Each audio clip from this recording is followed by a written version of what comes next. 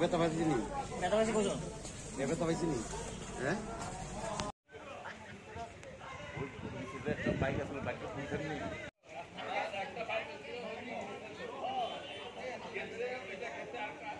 পুরো রাস্তা জাম লেগে গেছে।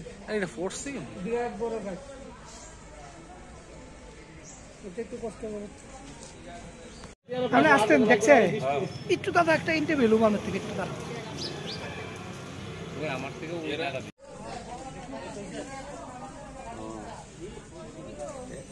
ব্যথা পাইছি নি? ব্যথা পাইছি কজন? ব্যথা পাইছি নি? হ্যাঁ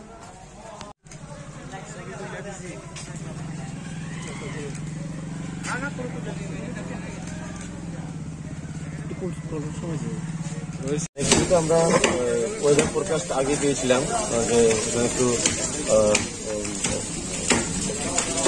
তীব্র বাতাস বা একটু ঝড় আসতে পারে, তো সেই মতো আমরা আমাদের ফিল্ড ফাংশনারিজ ওদেরকে আমরা একটু স্ট্রিক করি, আমাদের তহসিলদার বা ওনারা একটু হয়ে যান। তো এর মধ্যে আমাদের এখানে জগন্নাথ বাড়ির সামনে আমরা দেখতে পাচ্ছেন একটা বড় গাছ, সাডেনলি এটা ভেঙে পড়ে। ওইখানে একটা অ্যাম্বাসেডর গাড়িও দাঁড় করানো ছিল, পাশাপাশি টং দোকান ছিল একজন ভদ্রমহিলার, উনিও আঘাত পান। তাছাড়া একজন বয়স্ক লোক, উনিও নাকি ডাক্তার ছিলেন, উনিও একটি আঘাত পান। ওনাদেরকে রেস্কিউ করে টিভি হসপিটালে পাঠানো হয়েছে, ওনাদের চিকিৎসা চলছে। পর আমরা ওইখানে যাব। তো এটা আমরা এখন রিমুভের কাজ করছি, আমাদের এমসি লেবার এসে কাজ করছে। পাশাপাশি আমাদের যে ফরেস্ট, ওনাদেরকে খবর দেওয়া হয়েছে এবং আমাদের যে যারা পেশাদার অপরাধী বা যারা আসে কাজ করার জন্য, ওরা আসছে। কিছুক্ষণের মধ্যে আমরা এটা রিমুভ করবো। আর্থিক সাহায্য কি করা হবে? আর্থিক সাহায্য আমাদের SGRF এর নর্মস অনুসারে যেটা আছে সেটা আমরা প্রোভাইড করবো। যারা ইনজুর্ড হয়েছেন ওদেরকে আমরা সেটা দেবো এবং চিকিৎসার জন্য ইমিডিয়েটলি যা দরকার সেটা আমরা করবো, ওষুধপত্র সহ, এবং বাকি জিনিসটা আমরা দেখবো। কংগ্রেস আমলে নেহেরু পার্কের উপস্থাপন হয়েছিল। পরবর্তী সময়ে রাজ্যের মুখ্যমন্ত্রী যখন মানিক সরকার ছিল, এই পার্কের হাল ফেরাতে চেষ্টা করেছিলেন এবং সুদীপ রায় বর্মন বিধায়ক তহবিল থেকে 2 লক্ষ টাকা পার্কের জন্য দিয়েছিল। কিন্তু মিউনিসিপ্যালিটি যখন বিগত বামফ্রন্টের আমলে মিউনিসিপ্যালিটি একদমই পার্কের প্রতি নজর দেয়নি, ওদেরকে বলে করেও কোনজন লোক আনানো যায়নি।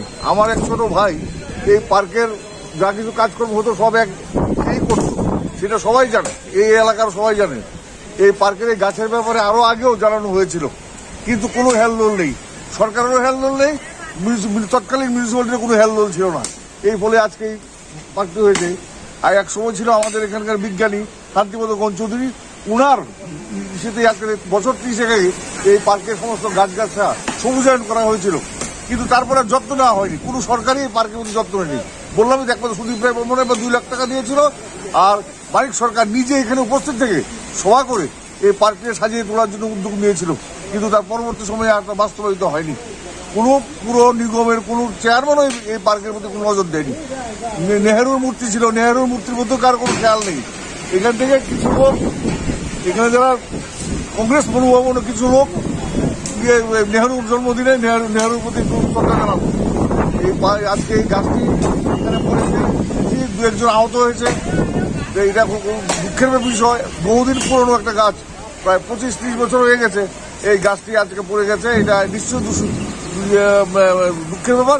আর এই এলাকার লোক হিসাবে আমি আজকে যারা জখম হয়েছে, আমি তাদের দ্রুত আরোগ্য কামনা করছি।